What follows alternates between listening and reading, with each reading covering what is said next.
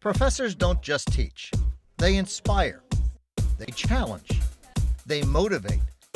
They lead. They guide.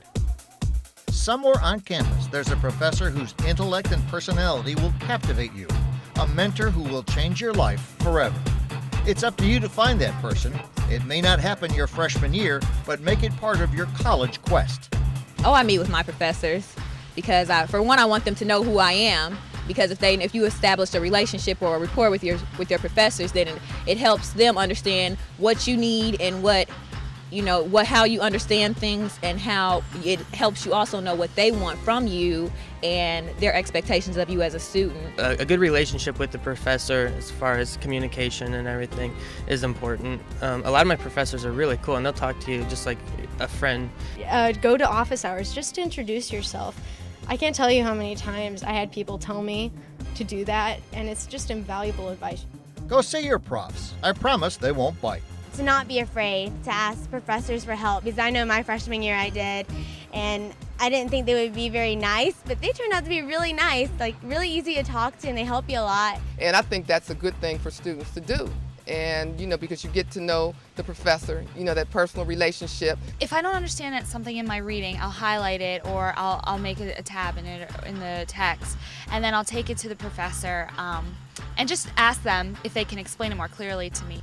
When you don't understand something, be specific when you ask for help. If a student is just very general, I'm not getting this at all, it makes it difficult for us to help that student. So the more specific a student can be, I don't understand this portion of the chapter, or I don't understand this theory or this term, then we see, let me come up with another way to explain this. That property I tried to decryptify for you. Profs like John LeMaster are passionate about their subject. They live to share it. All they need is an audience of one.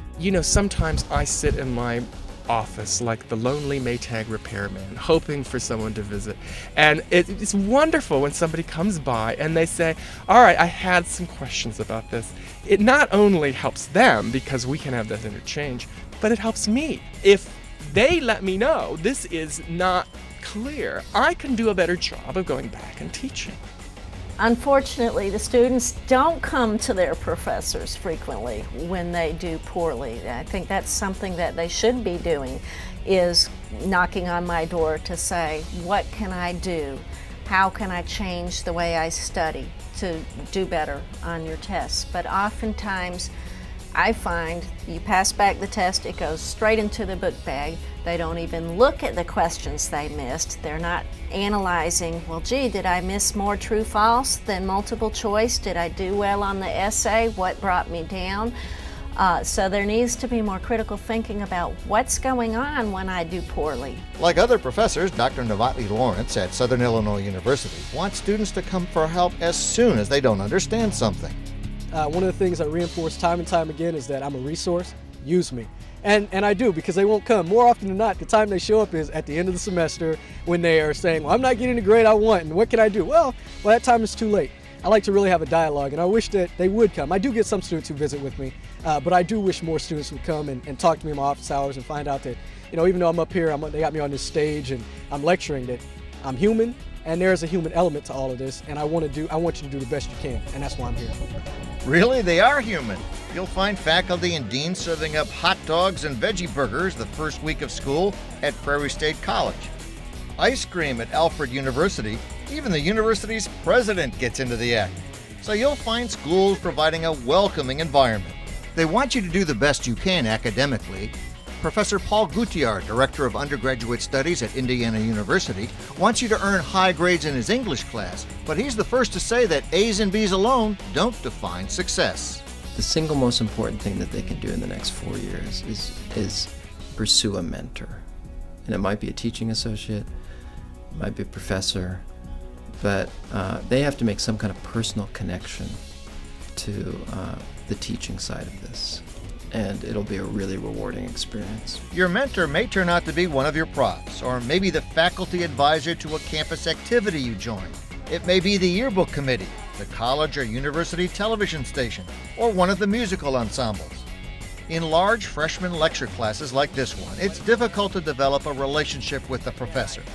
That's possible in smaller classes you'll have as a sophomore and junior. So in classes like this, get to know the TA, the teaching associate. The most important link to the course is your teaching assistant. It's not me. And they're the ones that do the grading. They're the ones that lead the discussion sections. They're the one that knows your name. And so it's of paramount importance that you hook up with that person and make yourself known. TAs are very cool. I like the TAs, you know. They grade your papers, your exams.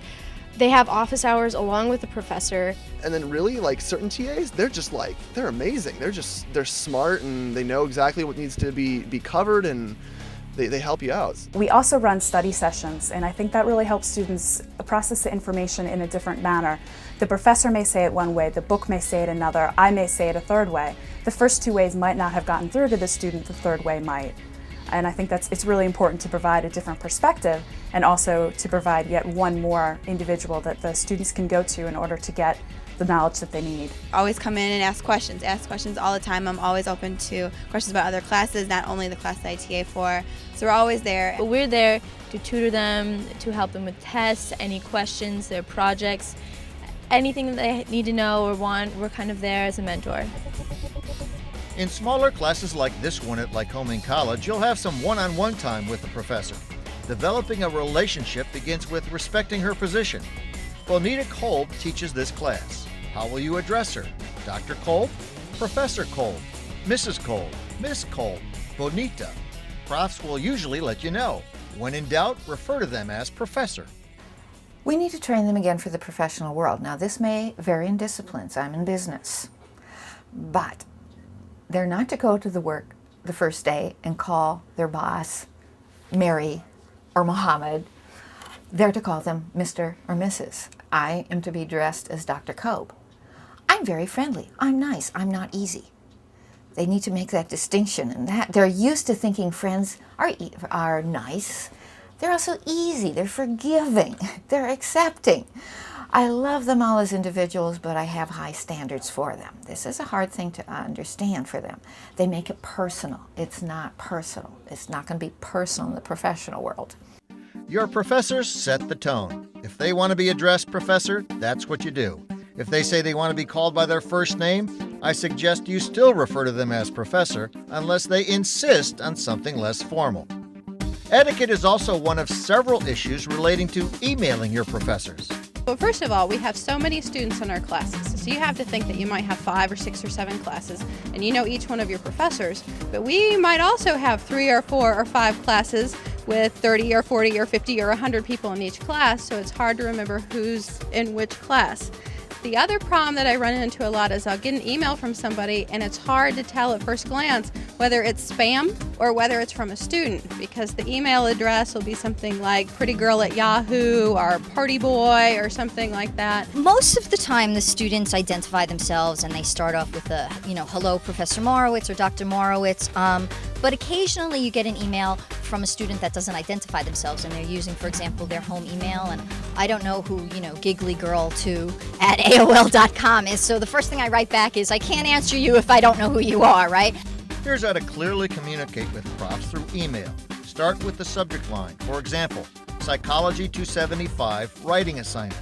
The subject line is incredibly important, and I think the best thing you can do is include the name of the course that you're in and that subject line, and then that way, if we get 50 emails or 200 emails a day and we scan through and it's the name of one of our classes, then we can immediately go to that email. Then in the body of the email, the first thing you do is identify yourself and the days and times of your class. Dr. Brooks, I'm in your Psychology 275 class. I have a question about this.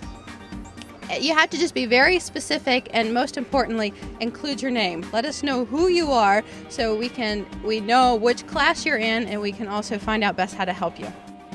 Here's another issue: internet lingo and poor English. We don't take that. In fact, all emails to me must be in proper written English with capitalization or punctuation, or I'll delete them. Oh, so that's a warning first day of class? Absolutely. It's not acceptable in the professional world. It's not acceptable to me.